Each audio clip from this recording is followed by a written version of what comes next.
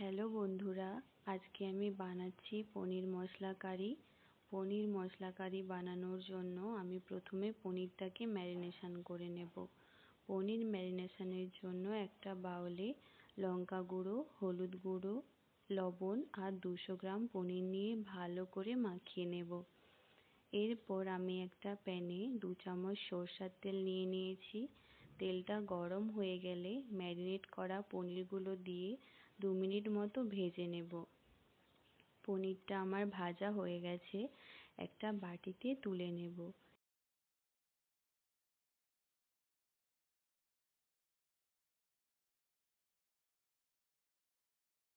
এরপর ওই তেলের মধ্যেই 7 থেকে 8টা রসুনের কোয়া, 1 ইঞ্চি আদা দিয়ে প্রথমে ভেজে নেব।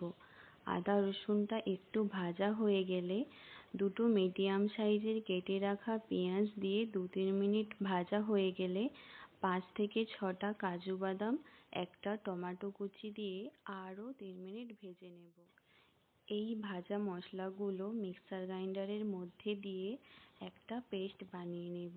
এরপর আমি একটা কড়াইয়ে 2 চামচ সরষের তেল নিয়ে নেব। তেলটা গরম হয়ে গেলে একটা শুকনো লঙ্কা, একটা তেজপাতা, 4টে গোলমরিচ, 3টে লবঙ্গ, 1 টুকরো দারুচিনি, 1/2 চামচ গোটা জিরে আর 4 থেকে 5টা কারি পাতা দিয়ে একটু ভেজে নেব।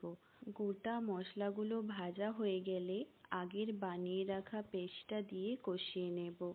মশলা 7 থেকে 8 মিনিট মতো ভাজা হয়ে গেলে 1/2 চামচ লঙ্কা গুঁড়ো, 1/2 চামচ হলুদ গুঁড়ো, পরিমাণ মতো লবণ, 1 চা চামচ ধনে গুঁড়ো ও 1 চা চামচ জিরে গুঁড়ো দিয়ে একটু কষিয়ে নেব।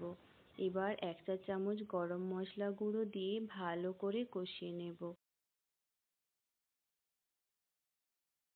এরপর মশলা ধোয়া জলটা দিয়ে আরও 2 মিনিট কষিয়ে নেব।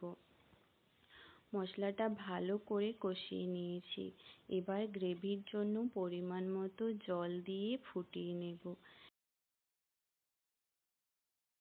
গ্রেভিটা ফুটে উঠেছে, এই সময় 1/2 চামচ চিনি দিয়ে দেব। গ্রেভিটা গাঢ় হয়ে গেছে, এই সময় ভেজে রাখা পনির দিয়ে 3-4 মিনিট মিডিয়াম আঁচে ফুটিয়ে নেব। রান্নাটা আমার কমপ্লিট হয়ে গেছে। এবার 1 চামচ ঘি আর কাসুরি মেথি দিয়ে নামিয়ে নেব।